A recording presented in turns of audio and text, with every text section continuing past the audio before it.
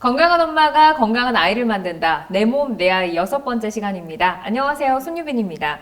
오늘은 노화와 여성 질환을 주제로 얘기를 나눠볼 텐데요. 먼저 함께 해주실 분 소개해 드립니다. 박진영 원장입니다. 원장님 안녕하세요. 네, 안녕하세요. 네, 반갑습니다. 여성 질환 중에서도 노화로 인한 질병이 있다고요?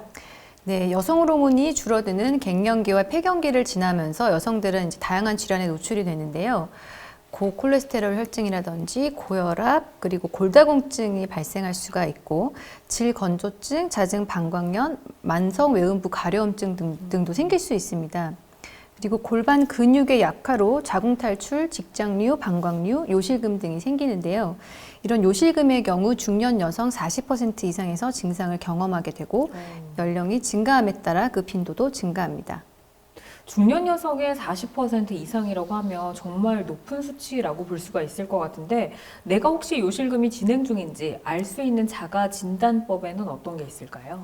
네, 기침이나 재채기, 무거운 것을 들 때 소변이 새는 증상이 있거나 앉았다가 일어날 때 혹은 옆으로 돌아 누울 때 소변이 샌다든지 뛰거나 줄넘기를 할 때 소변이 새는 증상이 있다면 이것은 복압성 요실금의 증상으로 볼 수가 있고요.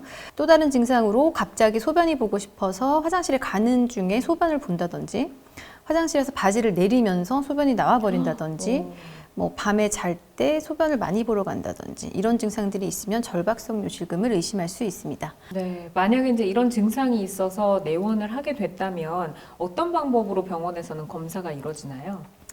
요실금 진단을 함에 있어서 자세한 병력 청취는 가장 기본이 되는 검사인데요. 임신과 출산, 출산 방법, 그리고 폐경의 유무, 골반 수술이나 방사선 치료의 기왕력이 있는지, 그리고 척추 손상이나 신경질환의 기왕력이 있는지, 그리고 복용하는 약물의 유무, 최근에 체중이 증가했다든지 변비가 있다든지 이런 자세한 병력 청취가 이제 기본적으로 되어야겠고요. 그리고 체크리스트를 통해서 환자분이 겪고 있는 요실금이 어떠한 분류에 속하는지에 대한 자세한 검사도 이루어지고 있습니다. 그리고 기본적인 소변 검사와 방광을 누르고 있는 종양은 없는지에 대한 산부인과 초음파 검사를 시행하고 있고요. 그리고 또 진단의 중요한 검사로 요역동학 검사를 시행하고 있는데 말은 어렵긴 하지만 요역동학 검사는 병원에서 요실금이 발생하는 상황을 만들어주고 그 소변이 정말 유출되는지 의사가 확인함으로써 진단을 할 수 있는 검사입니다. 그러면은 이렇게 이제 좀 검사가 정밀하게 좀 이루어지는 것 같은데 이후에 치료 방법도 좀 다양하게 있나요? 네, 요실금이 진단되면 분류에 맞게 치료를 시행하고 있는데요.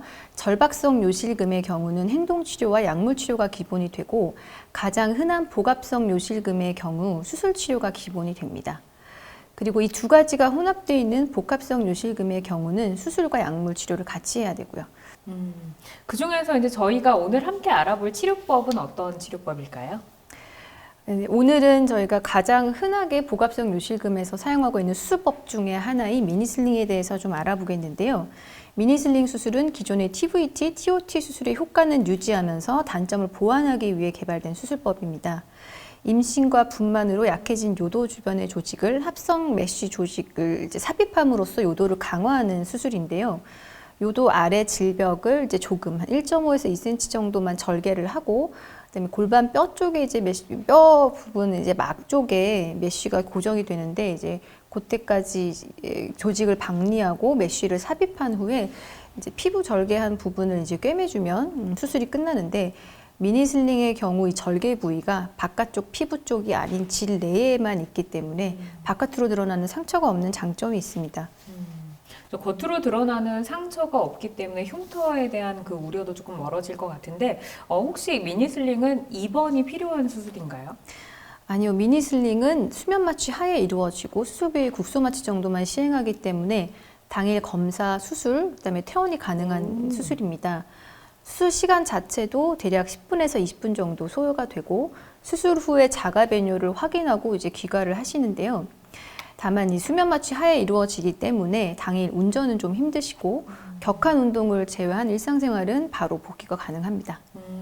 당일 수술이 가능하다고 하니까 뭐 회복 기간도 조금 더 빠르게 기대를 해볼 수가 있을 것 같은데 혹시 이 수술이 불가한 환자의 경우도 있을까요?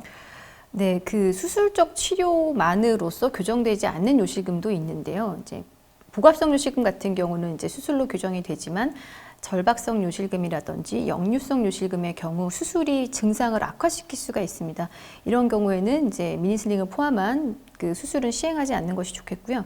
또 출산 계획이 있으신 분들도 대증적인 치료를 하시는 게 좋고, 드물지만 메쉬에 거부 반응이 있는 경우도 수술을 시행할 수 없는 경우에 해당이 됩니다.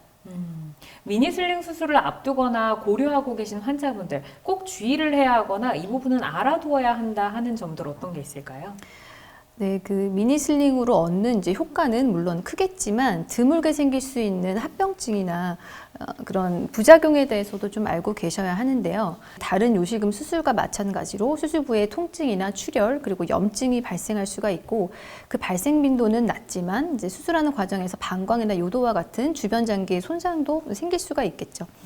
그리고 이제 삽입한 메쉬가 노출이 돼서 재수술을 하는 경우도 있고, 요실금 증상이 다시 재발하는 경우도 있는데, 재발률을 높이는 질환으로서 이제 비만과 당뇨, 만성 폐쇄성 질환, 뭐 천식과 같은 변비 이런 것들이 있을 수 있겠습니다.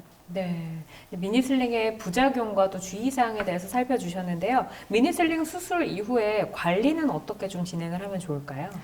네, 수술 후 회복기는 4주에서 6주 정도이고요. 이 기간 동안은 당연히 성관계나 뭐 수영장을 간다든지 목욕탕을 간다든지 하는 것들은 좀 피해 주셔야 하고요. 질 내 절개 부위가 잘 아물 수 있게 좌욕을 해주시면 도움이 되겠습니다. 그리고 스트레칭과 헬스, 뭐 달리기, 등산, 무거운 짐을 든다든지 이런 무리한 활동 등은 이 기간 동안은 좀 피해 주셔야 되고요. 수술 후에 변비가 생기지 않게 뭐 약을 드신다든지 물을 많이 드신다든지 하는 것들도 중요한 점입니다. 그리고 절박성 요실금이 함께 있는 복압성 요실금의 경우 수술 후 약물 치료도 꾸준히 잘 하셔야 되고, 수술 회복기가 지나고 나서 지속적인 골반 근육 운동을 이제 해주시는 것도 재발 방지에 도움이 됩니다. 네, 수술 후에 회복 기간에 어떻게 또 관리를 하면 좋은지 이런 부분들까지 짚어주셨습니다.